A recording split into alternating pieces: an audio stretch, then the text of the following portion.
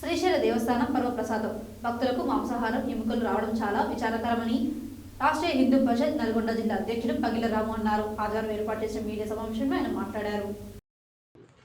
ఆదివారం ఏర్పాటు చేసిన మీడియా సమావేశంలో రాష్ట్రీయ హిందూ పరిషత్ నల్గొండ జిల్లా అధ్యక్షులు పగిల రాము మాట్లాడుతూ భక్తులకు శ్రీశైల దేవస్థానం పరమ ప్రసాదం, అందులో మాంసాహారం ఎముకలు రావడం చాలా విచారకరం. ఉద్యోగుల అలసత్వానికి, హిందూ ధర్మంపై విశ్వాసం లేని ఉద్యోగుల వల్ల, ఆలయ కార్యనిర్వహణాధికారి తప్పిదం వల్ల ఇలాంటి సంఘటనలు తరచుగా జరుగుతున్నాయని తెలిపారు. ఆంధ్రప్రదేశ్ దేవాదాయ శాఖ ఉన్నతాధికారులు, ఆలయ ఈవో తక్షణమే స్పందించి పవిత్రతకు భంగం కలిగించిన ఉద్యోగులను సస్పెండ్ చేయాలని, మతంపై నమ్మకం లేని ఉద్యోగులను తొలగించాలని రాష్ట్రీయ హిందూ పరిషత్ హెచ్చరిస్తుందన్నారు. లేని పక్షంలో దేవాలయ ఆఫీస్ ముట్టడించి భవిష్యత్ కార్యాచరణలో పెద్ద ఎత్తున ఉద్యమం చేస్తామని తెలిపారు. ఈ కార్యక్రమంలో రాష్ట్రీయ హిందూ పరిషత్ జిల్లా ఉపాధ్యక్షులు దారావత్ క్రాంతి, గని, రవి, లక్ష్మీనారాయణ తదితరులు పాల్గొన్నారు.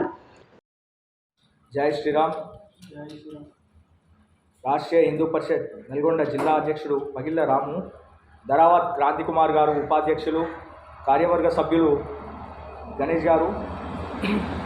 ఈరోజు విషయం ఏంటంటే, శ్రీశైల దేవస్థానం నందు ప్రసాదంలో ఎముకలు కనిపించినాయి.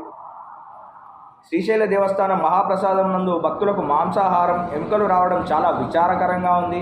ఉద్యోగుల అలసత్వానికి, హిందూ ధర్మం పైన విశ్వాసం లేని ఉద్యోగుల వల్ల, ఆలయ కార్యనిర్వహణ తప్పిదం వల్ల ఇలాంటి ఘటనలు తరచూ జరుగుతూనే ఉన్నాయి. కావున ఆంధ్రప్రదేశ్ దేవాదాయ శాఖ ఉన్నతాధికారులకు ఆలయ ఈవో తక్షణమే స్పందించి పవిత్రతకు భంగం కలిగించిన ఉద్యోగులను వెంటనే సస్పెండ్ చేయాలని, మతంపై నమ్మకం లేని ఉద్యోగులను తొలగించాలని రాష్ట్రీయ హిందూ పరిషత్ హెచ్చరిస్తూ ఉంది.